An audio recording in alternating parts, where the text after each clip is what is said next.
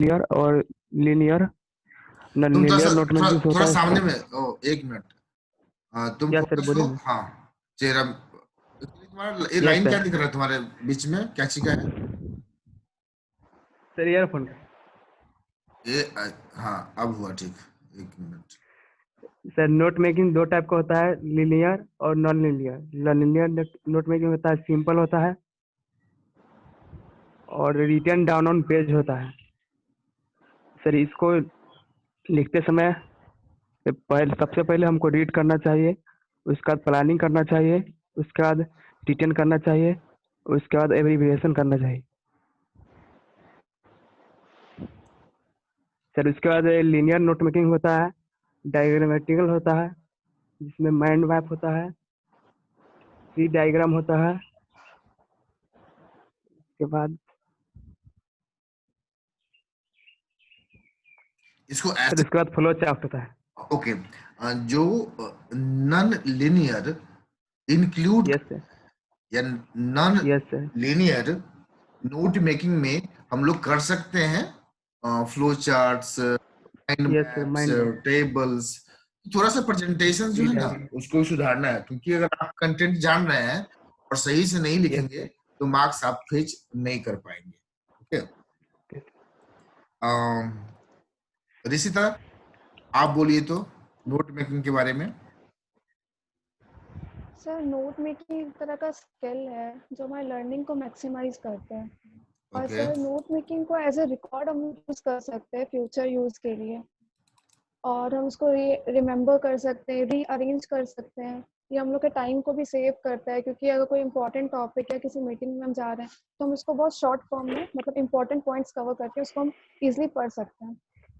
और जैसा कि नोट मेकिंग है, तो सबसे पहले हमको नोट मेकिंग बनाने के लिए नोट मेकिंग को पहले हमको पढ़ना पड़ता है। तो पहली बार जब उसको पढ़ते हैं तो ओवरव्यू करते हैं, फिर दूसरी बार हम उसका मेन आइडिया को आइडेंटिफाई करते हैं। नेक्स्ट हम उसका हेडिंग बनाते हैं, और हम ये मतलब इंश्योर करते हैं कि हेडिंग मेरा लॉन्ग नहीं होना चाहिए, शॉर्ट होना चाहिए। और सब हेडिंग, देन लॉन्ग सेंटेंसेस को अवॉइड करते हैं, शॉर्ट बनाते हैं और ब्रीफ में बनाते हैं। और फिर एब्रीविएशंस यूज़ करते हैं, जैसे रिपीटेटिव वर्ड्स का या फिर लेंथी वर्ड्स का। और ऑथर का जो इंटेंडेड मीनिंग है उसको हम चेंज नहीं कर सकते, वो जो कह रहा है वही हम उसमें लिख लेंगे, और अपना ओन इंटरप्रिटेशन हम उसमें नहीं डाल सकते। उसके बाद नोट मेकिंग का दो स्टाइल है, लीनियर नोट मेकिंग और non linear note making. Linear note making बहुत सिंपल नोट मेकिंग स्टाइल होता है जो कि हर कोई यूज़ करता है। इसमें हम उसको एक पेज पे लिखते हैं, line after line structure manner में लिखते हैं उसको हम। और इसमें जैसे सबसे पहले हेडिंग होता है, देन सब हेडिंग, देन सब पॉइंट्स, देन सब सब पॉइंट्स। और एक वेल स्ट्रक्चर्ड मैनर में ये होता है, इसका एक प्रॉपर फॉर्मेट होता है। लाइक सबसे पहले हम इसको रीड करेंगे, देन प्लानिंग करेंगे अबाउट टाइम, इम्पोर्टेंस, थीम। उसके बाद हम इसको राइट करेंगे, लाइक हमको उसको 3 से 4 वर्ड्स मतलब लाइन में लिखना है, फ्रेजेस में लिखना है। फिर एब्रीविएशंस यूज़ करेंगे। लर्न लीनियर नोट मेकिंग होता है कि जिसको हम ड्रामेटिकल रिप्रेजेंटेशन करते हैं, जिसको हम लाइक माइंड मैप में करते हैं, फ्लो चार्ट्स में करते हैं। और इसका एक एडिशनल एक बेनिफिट होता है कि इसमें जो कंसेप्ट होता है उसके बहुत सारे ब्रांचेस होते हैं, ब्रांचेस को भी डिफाइन किया रहता है। तो इसमें क्या होता है कि एक ही पेज में बहुत सारा लार्ज बल्क ऑफ इन्फॉर्मेशन रहता है, जो कि लीनियर नोट मेकिंग में नहीं होता है। और नॉन लीनियर नोट मेकिंग में कोई स्ट्रक्चर नहीं होता, फॉर्मेट नहीं होता, इसमें हम कोई भी इंफॉर्मेशन ऐड कर सकते हैं, लीनियर नोट मेकिंग में हम नहीं कर सकते हैं। और फिर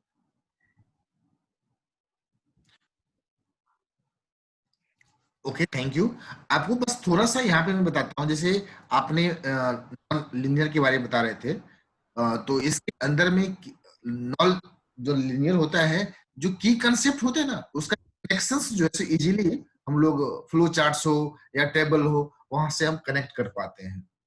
और नॉन लिनियर में आपको ये भी याद रखना है, जैसे जब एक्सप्लेन करना है लिनियर को, तो माइंड माइंड मैपिंग के बारे में लिखना, टेबल के बारे में लिखना, तो ये भी थोड़ा सा याद रखना है। जो प्रेजेंटेशन जो है नॉन लिनियर का, अपने को सीक्वेंस वाइज कर दे, जिससे बेटर मार्क्स फीच कर सकते हैं।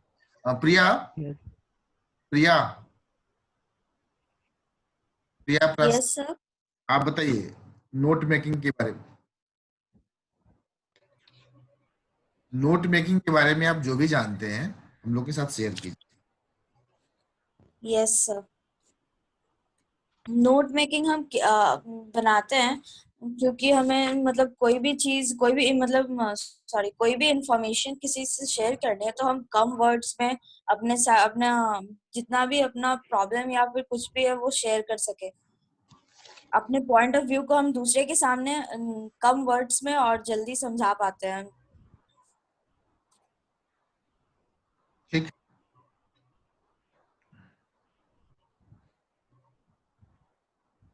तो उसके टाइप्स वगैरह भी। हाँ, आप पहले वीडियो भी ऑन कीजिए। सर मेरे नेटवर्क की इशू होती है इसलिए। अच्छा ठीक है, आप कीजिए। अगर नेटवर्क इशू होगा तो मुझे समझ में आ जाएगा, तो फिर मैं बोलूंगा जो आप ऑफ कर लीजिए। खासतौर से जब बोल रहे हैं, हम बात कर रहे हैं हम लोग, तो थोड़ा सा मेरे को चेहरा दिखना जरूरी रहता है।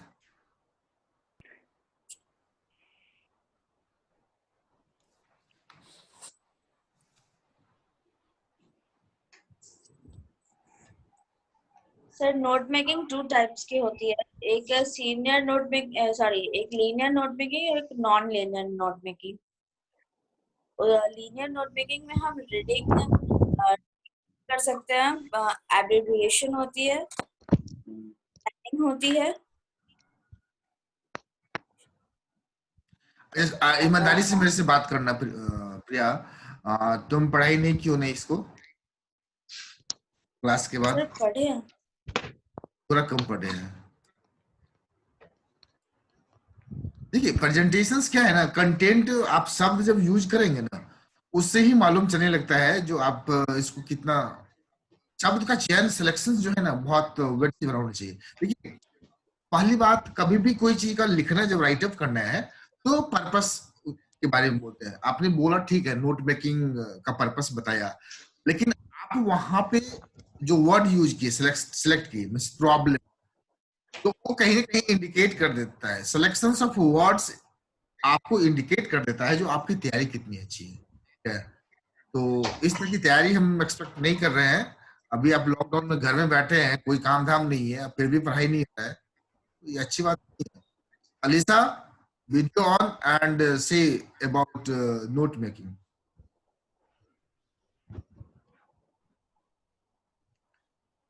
नेक्स्ट क्लास में प्रिया आपसे मेरे नोट मेकिंग का पूरा मैं सुनूंगा। Alisa, yes note making, Yes, you sir. All note Yes, making. sir.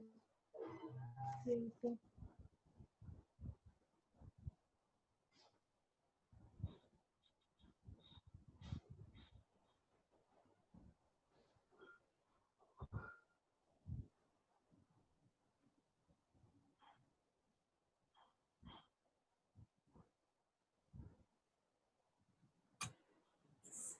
Yes, sir. बताइए, नोट मेकिंग के बारे में Sir, बताइए। Yes sir, note making sir एक प्रोसेस है, कि हम लोग किसी भी सोर्स डेटा को शॉर्ट में हम लोग नोट कर सकते हैं, ताकि अगर हम किसी को उस सोर्स के डेटा को समझा पाए तो कम शब्दों में बता सके। और नोट मेकिंग हम लोग दो टाइप से कर सकते हैं, linear note making and non linear note making. Linear note making एक फॉर्म वाइज होता है, लाइक उसमें एक well structured note making. Soni switch off हो गया।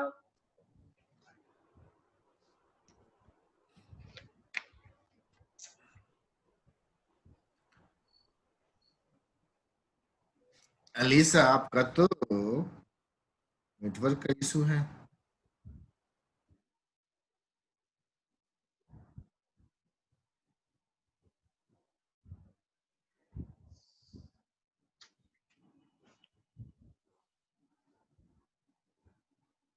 अलीसा,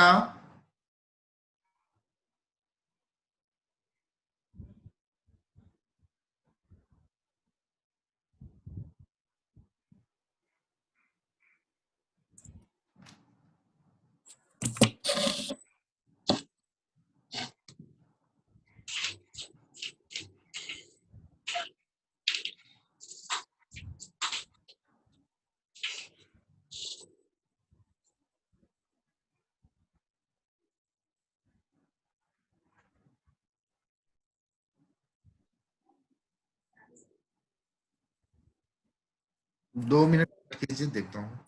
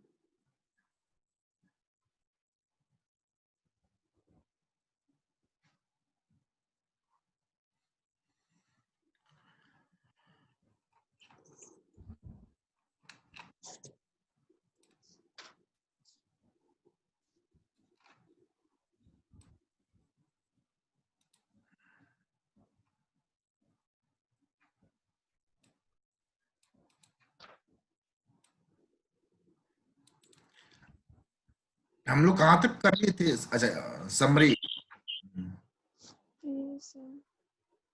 साउंड का यहाँ तक कर लिए थे।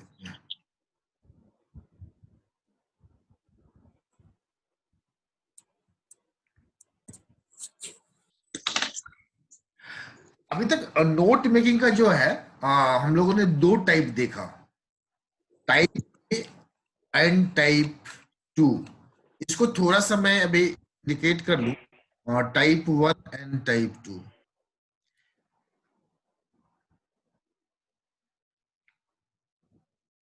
यहाँ पे टाइप 1 में देखिए, जो एक पैराग्राफ में कुछ कंटेंट है वहां से हम लोगों ने नोट मेकिंग किया है।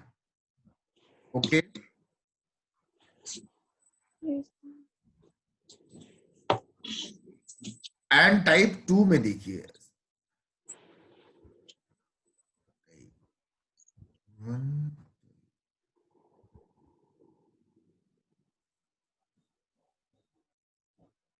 टाइप 2 में आप देखेंगे यहाँ पे ऑलरेडी जो है सो नोट है।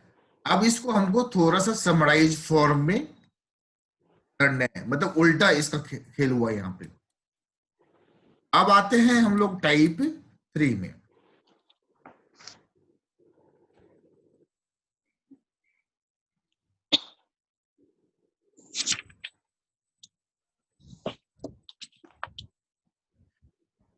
अब हम लोग the importance of strategic planning यहां से हम लोग को करना है।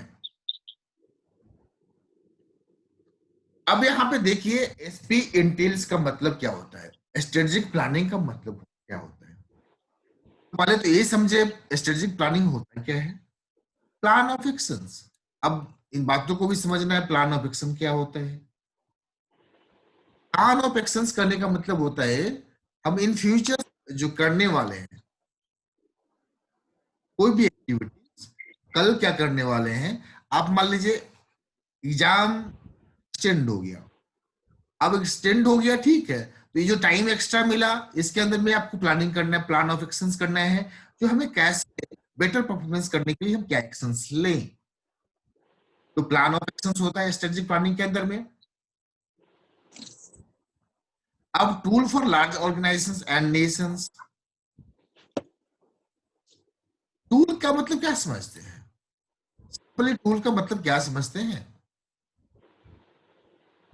ऋषिता? Yes, sir. यहाँ पे टूल का मतलब क्या समझते हैं? Tools, और भी जैसे मैं मतलब पेन टूल पेंसिल भी तो टूल है। क्या कहें?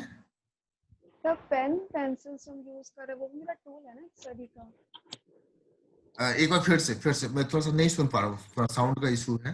सर जो हम पेन्स यूज कर रहे हैं, पेंसिल्स यूज कर रहे हैं स्टडी के लिए, वो सब मेरा एक टूल है ना। ओके ओके,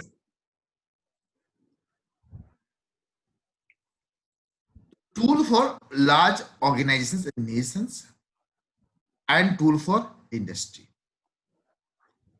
अब आगे है important of strategic planning for people.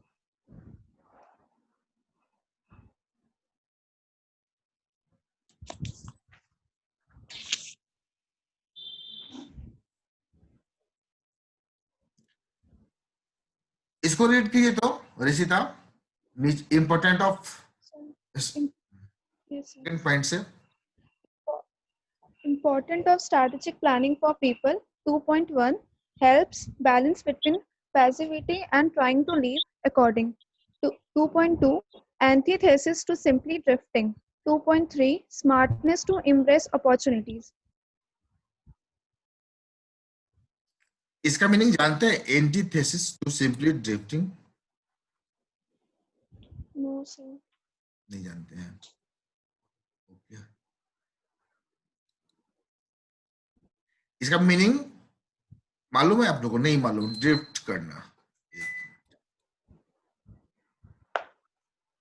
ठीक है, इसको आगे हम लोग बात करेंगे, तब तक आगे बढ़िए तो। 3 important of strategic planning in business. 3.1 provides knowledge about employees, 3.2 maximum short long-term investments. 4 fundamental steps in strategic planning. 4.1 creating a plan. 4.2 keeping track of results. 4.3 altering course based on results. 5 how can we plan for complexities in life. 5.1 weak area of life which is most challenged. 5.2 start planning for it. 5.3 when that area is stabilized, development plan for another aspect.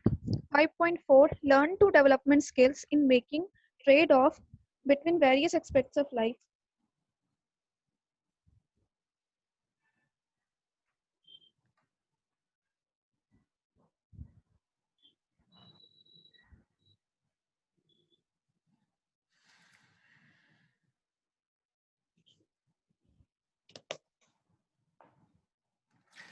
यहाँ पे drift का मतलब होता है certain, आपको जैसे बहा के जो मेन पर्पस है, सपोज आपका अगस्त में या जुलाई में जून में एग्जाम है, तो मेन पर्पस आपका है पढ़ाई करना, लेकिन सिचुएशंस ऐसा आता है जो आप पढ़ाई के प्रति पढ़ाई से थोड़ी सी दूर हो जाते हैं, तो ड्रिफ्टिंग का मतलब होता है बहाकर ले जाना।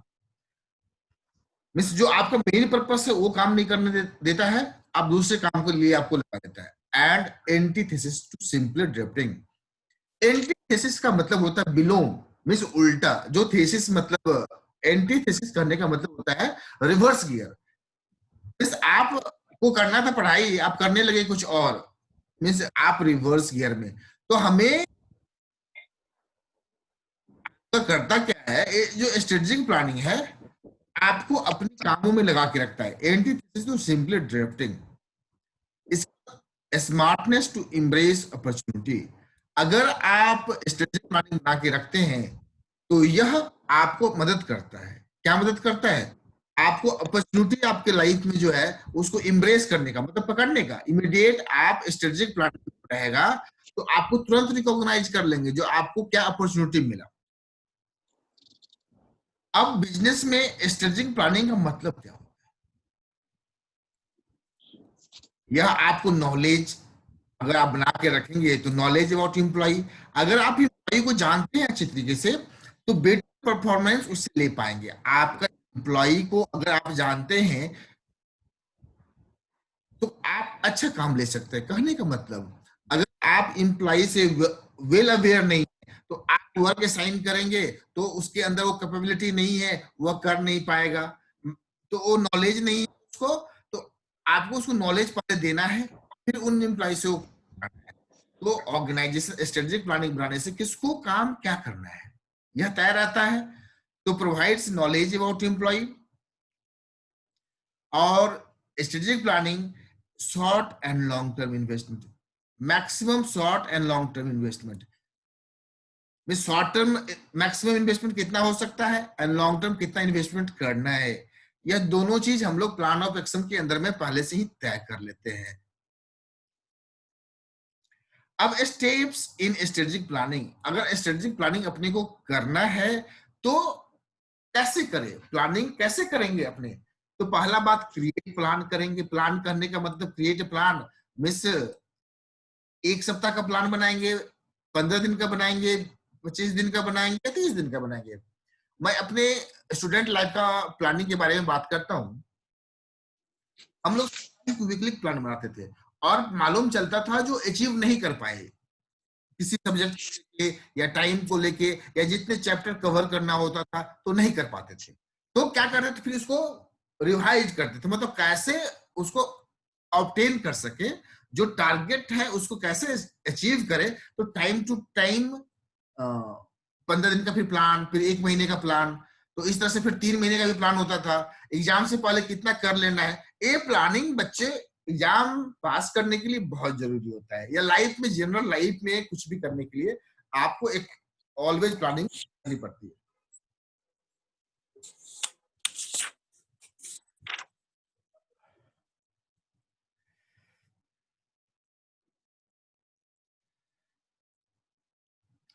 अब करना क्या है, प्लान। देखिए ये आप इन तीनों बातों पे आप लोग विशेष ध्यान दीजिएगा, इन तीनों बातों पे आप लोग विशेष ध्यान दीजिएगा। ठीक है, प्लान आप बना लिए, प्लान बनाने से नहीं होता है, सिर्फ उसको आपको ट्रैक भी करना पड़ेगा रिजल्ट्स। मीन्स मीन्स हमने जो प्लानिंग किया और मुझे जो अचीव करना था, क्या हम अचीव कर पा रहे हैं? अगर नहीं कर पा रहे हैं तो क्या कमी है, उसको ट्रैक करना और अकॉर्डिंगली अपने आप को इंप्रूव करना। इसके और फिर करना क्या है, अल्टर। जैसा कि मैंने बताया, हम लोगों ने अपने कैरियर में बहुत इसको इस्तेमाल किया। अगर प्लानिंग जो टारगेट फिक्स किया, अगर वो अचीव नहीं हो रहा है तो उसको अल्टर करते थे, टाइम को या सब्जेक्ट को, on the base of results. Suppose 3 महीने का ड्यूरेशन है और सारे सब्जेक्ट कंप्लीट होने हैं, रिविजन्स करने हैं, तो अब अकॉर्डिंगली टारगेट लेना पड़ता है और अपनी वर्क को, अपने प्लान को, एक्शंस को उसके अकॉर्डिंगली ही एग्जीक्यूट करना पड़ता है अगर आप बेस्ट रिजल्ट चाहते हैं। तो स्टेप्स इन प्लानिंग, प्लान करना है, रिजल्ट को ट्रैक करना है, एंड अगर रिजल्ट जैसा आपको चाहिए था वैसा रिजल्ट नहीं मिल रहा है तो उसको अल्टर करते रहना है। अब बोल रहा है कॉम्प्लेक्सिटी इन लाइफ।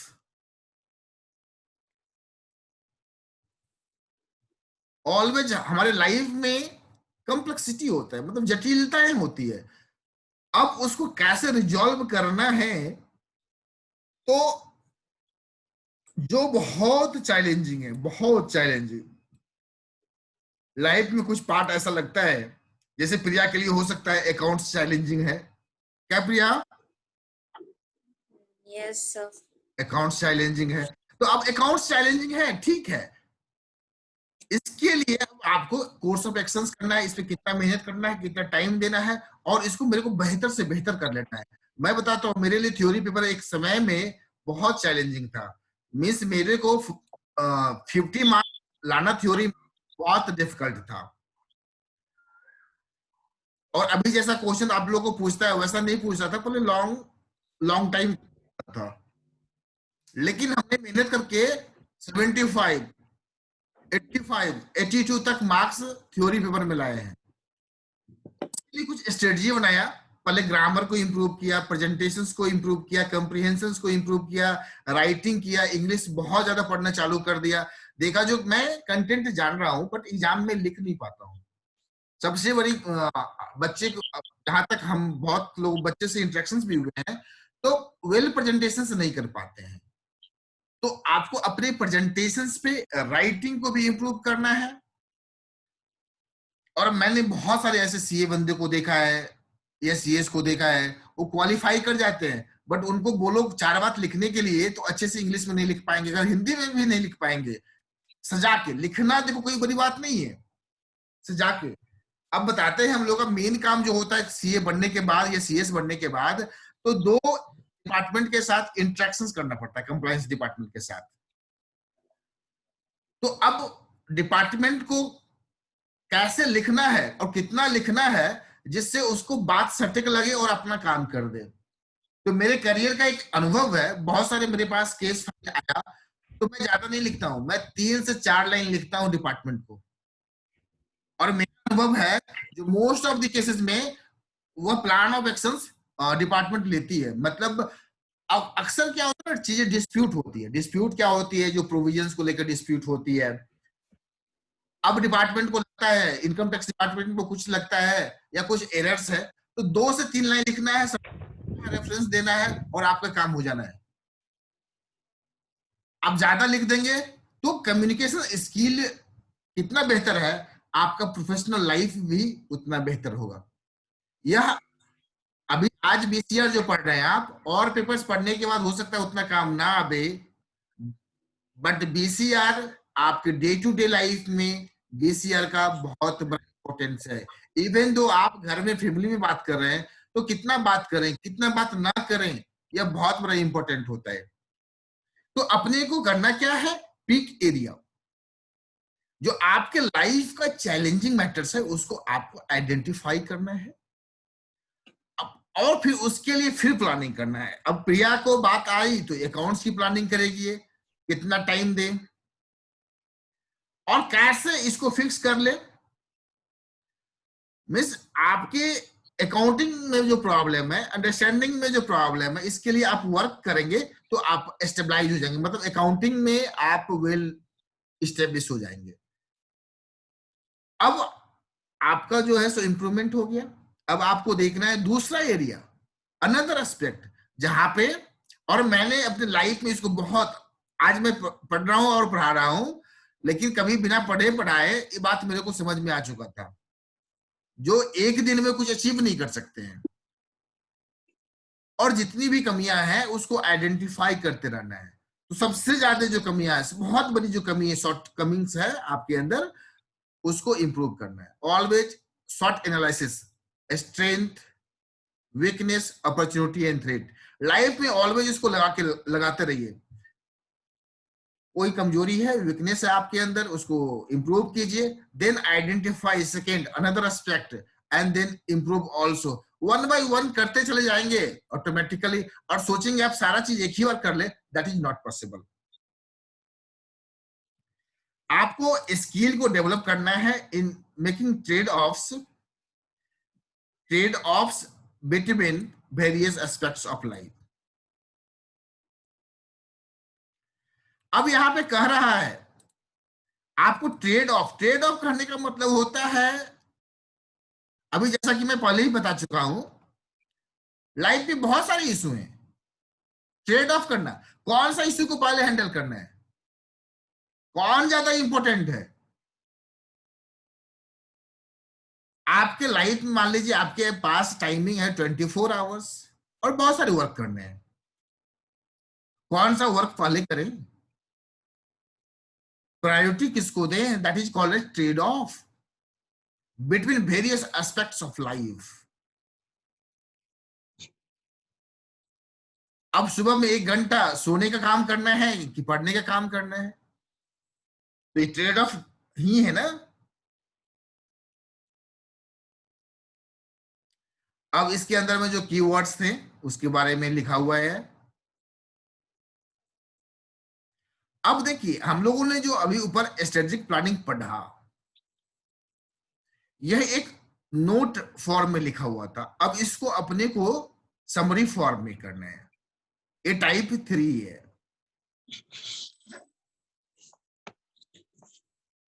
एक बार इसको रीड कीजिए तो ऋषिता।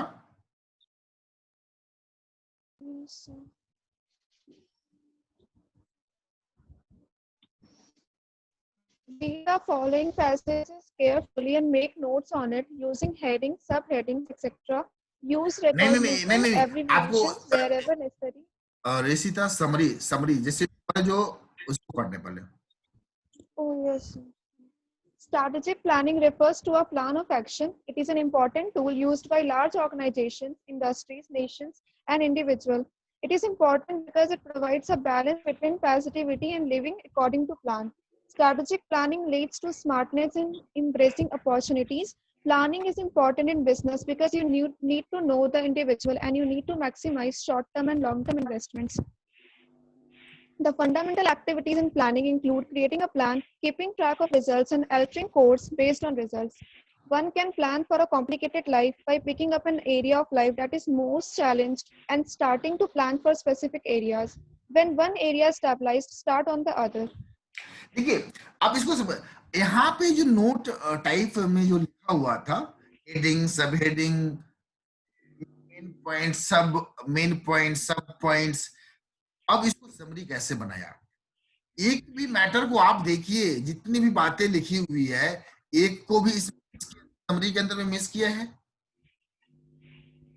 मुझे नहीं लगता। देखिए प्लान ऑफ एक्शंस पहला,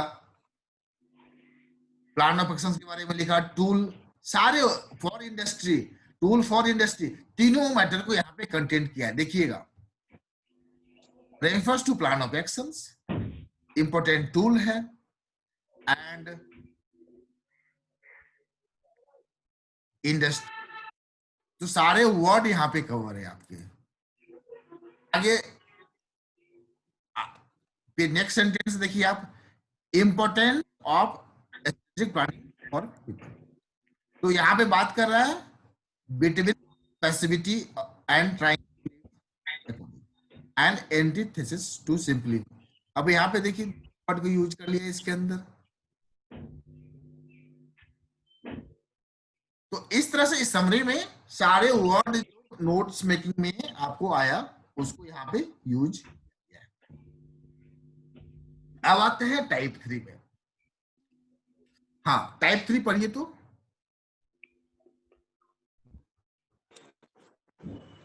Read the following passages carefully and make notes on it using headings, subheadings, etc. Use recognizable abbreviations wherever necessary. Use the format you consider suitable. Supply an appropriate title to it. Also write a summary. First, if you're looking for ways to improve your writing skill, there is one surefire way to accomplish this. Every time we sit down to write an article, the intention should be to try and keep things short and sweet. Good articles are short articles that get a point across with the minimal amount of words used. All too often, however, we find ourselves going off on tangents, thereby reducing the length of the article. Effective writing skills include the ability to write less and say more about without repetition. This can be hard. Here are ways which can make you a better writer. Why say something in 100 words that can be said in just 50? Your readers will greatly appreciate this. It is always a good idea when writing to finish your composition and then let it sit for a while. With a little thought and fresh perspective, you can always edit out words, phrases, and even paragraphs that are not needed. Getting your point across using as few words as possible will give those words you do use more impact. Your ability to stick to the subject and get to the point is something every reader will appreciate. A common tendency for most writers is to sometimes deviate from the main point of their articles. In fact, meandering away from your intended subject can irritate readers to the point where they don't even finish reading what you wrote. The additional content does not necessarily add any value to the article itself and therefore should be left out when possible. Learn to write so everybody understands you and don't try to impress them with your vocabulary. The need for a dictionary is not what your reader are looking for, since this takes additional time and is inconvenient. Always write to and for the general audience and never assume that they have an abbreviation for verbose vocabulary. This only makes your reading all the more difficult and less enjoyable. The best way to improve your writing skill is through repetition. One of the most effective writing talents a person can develop is the ability to write less and say more. This is particularly true when you write an article, since you want to capture the reader's attention without boring them. As a rule of thumb, good articles are short articles. Article क्या होता है? पहली बात यहाँ पे देखिए, मैंने जो शुरुआती दौर में ही बताया आपको, ability to write less and say more. 2-3 sentence लिख के बहुत कुछ कह देना, आप बहुत कुछ बोल रहे हैं बट कंटेंट नहीं है उसके अंदर, तो वो नहीं होना चाहिए। आपको एबिलिटी डेवलप करना है, कम लिखना है बट ज्यादा कहना है। आर्टिकल एक आपको आगे पढ़ेंगे हम लोग, नहीं तो पीछे। हाँ, आर्टिकल किसी भी कंटेंट के बारे में, कोई भी मैटर्स है, कोई भी सब्जेक्ट है, उसके बारे में एकदम अच्छे से बात करना, मीन्स उसकी पूरी कंटेंट के बारे में बात करना। पहले वो चीज होता क्या है, सपोज अभी कोविड-19 के बारे में आर्टिकल लिखने के लिए बोला जाए तो क्या बोलेंगे? कोविड-19 कैसा डिजीज है, कहाँ से आया, उसकी प्रॉब्लम क्या है, उसके सॉल्यूशंस क्या है। तो इस तरह से जो मैटर्स आते हैं उसको हम लोग बोलते हैं आर्टिकल। तो अब इसको करना क्या है, ये आप लोगों के लिए होमवर्क हो गया। टाइप 3 होमवर्क है आपका, इस पैसेज को रीड करना है एंड इसका एक एप्रोप्रिएट टाइटल और इन बातों का समरी भी बनाना है। ओके, ये आप लोग का होमवर्क रहा। होमवर्क करने के बाद आप हमारे व्हाट्सएप पे डाल देंगे। Okay sir. ठीक है, चलिए आज के लिए इतना ही। Okay, thank you. Thank you sir. Thank you sir. Thank you, sir.